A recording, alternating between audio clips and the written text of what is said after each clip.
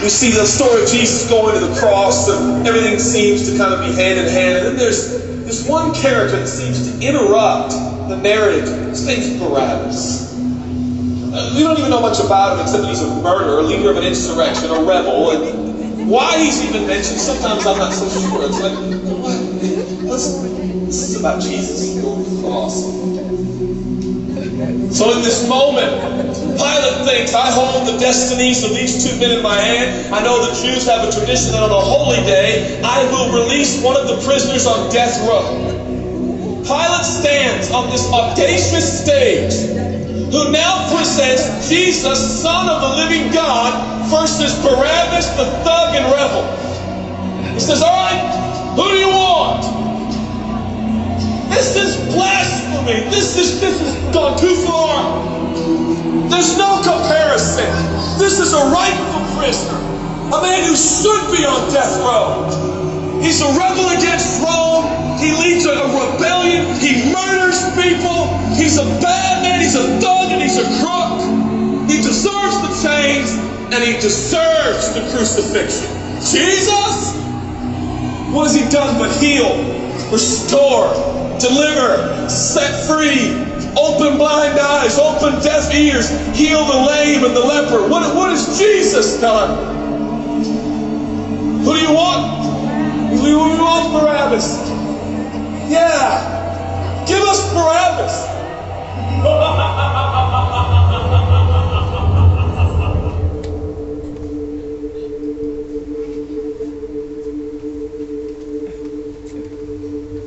People say, give us Barabbas. The Roman soldiers come up and they put the key in and they unlock Barabbas from his chains and shackles. And he walks down the platform, welcomed by all of his thug friends. Yeah, the people love me. Yeah, that's right. I don't even know who this Jesus guy is, but all I know is my people love me.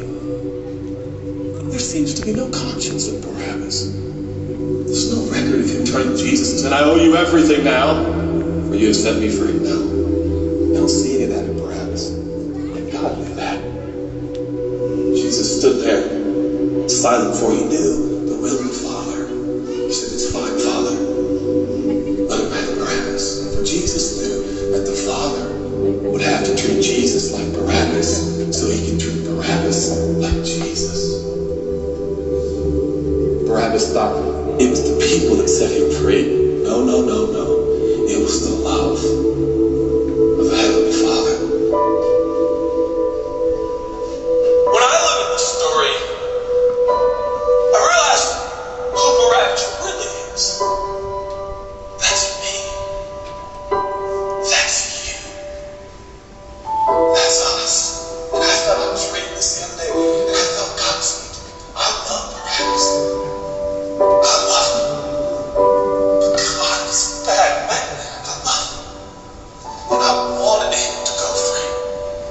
But didn't you know that he probably would have never acknowledged the free gift? Yeah, but I love Barabbas.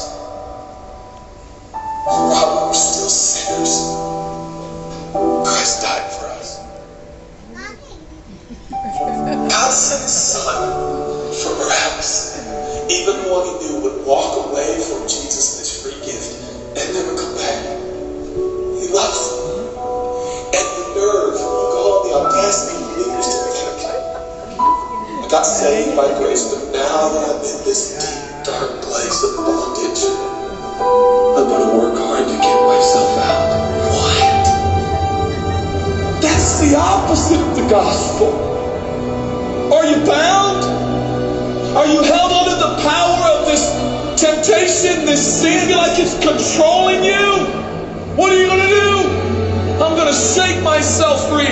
Stop it! No, you won't! You're no match for the powers of hell, and the urges of sin will not overcome it, and you will never overcome it. You'll just be another statistic. There's no answer within yourself. Your own marriage, your own goodness, your own discipline, your own devotion will not save your marriage and will not save your kids. There's only one.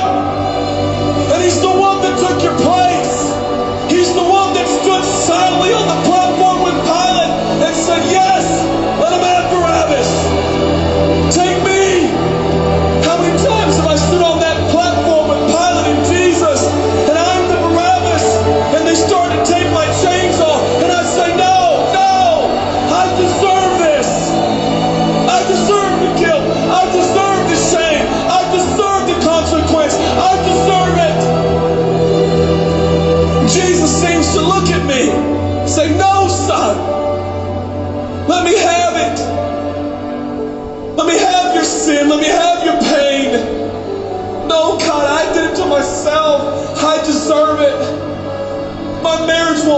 this is what I deserve. I deserve divorce. I deserve poverty. I deserve sickness. I deserve it all. No!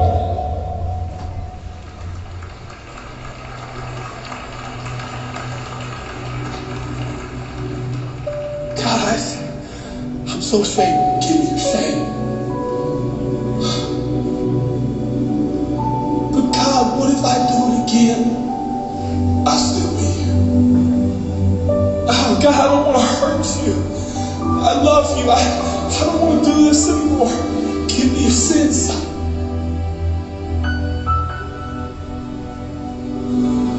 This is all we got.